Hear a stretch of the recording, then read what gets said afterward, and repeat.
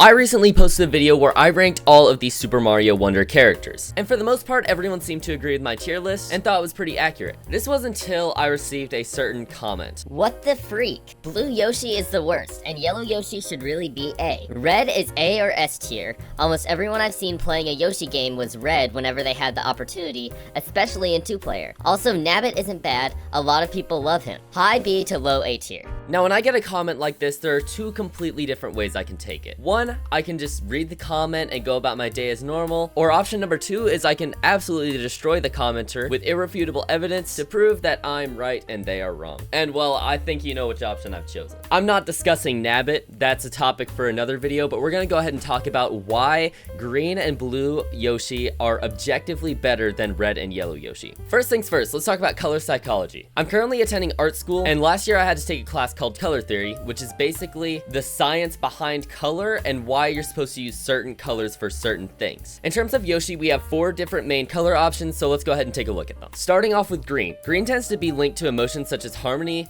growth, freshness, and energy. Along with that, it gives the effect of reassuring and relaxing people. And when we look at blue, we can see it's related to things like calmness and relaxation, so it should help put the player at ease. On the other hand, if we go ahead and look at the other end of the color spectrum at yellow, we can see that it's linked with things like energy and worth, making it a decent choice, hence it being in one of the higher tiers. Red, on the other hand, is connected to a lot of different sorts of things, such as power, rage, even blood in some ways. Now, I don't know about you, but if I were to choose a character specifically designed for, and I quote, an easygoing experience, they're a great choice if you're looking for a more easygoing experience. I would much rather go for calming and reassuring Yoshi instead of energetic murder powerhouse Yoshi. Next up, let's look at color palettes. We can see that green Yoshi is in a complementary color palette, meaning that the two main colors, green for the skin and red for the shell, are complementary, meaning they're on opposite ends of the color spectrum. Blue Yoshi, for the most part, is in what's called a split complementary color palette, which kind of looks like this. It's kind of in a Y shape. So you have your main color and then you have 2 colors that split off from it. On the other hand, yellow Yoshi is mainly in an analogous color palette, but the stretch all the way out to green makes it slightly unpleasing. And while red Yoshi is basically just red and orange, keeping it in an analogous color scheme, there's very little variety in different colors, meaning that even though it is in a proper color scheme, since they didn't really do anything with different values of red, it just kind of makes it hard to look at and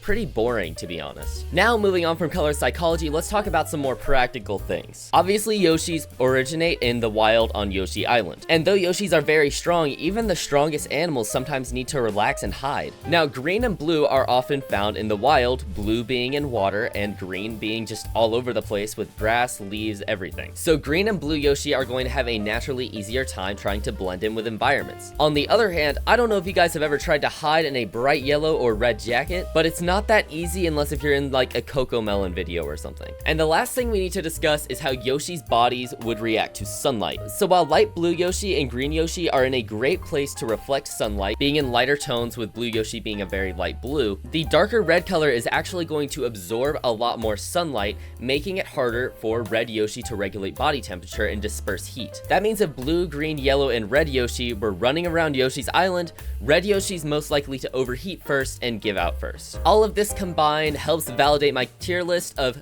green and blue Yoshi on top, yellow Yoshi in the middle, and red Yoshi at the very bottom. In conclusion, I am right and you are wrong. Thanks for watching. Bye bye!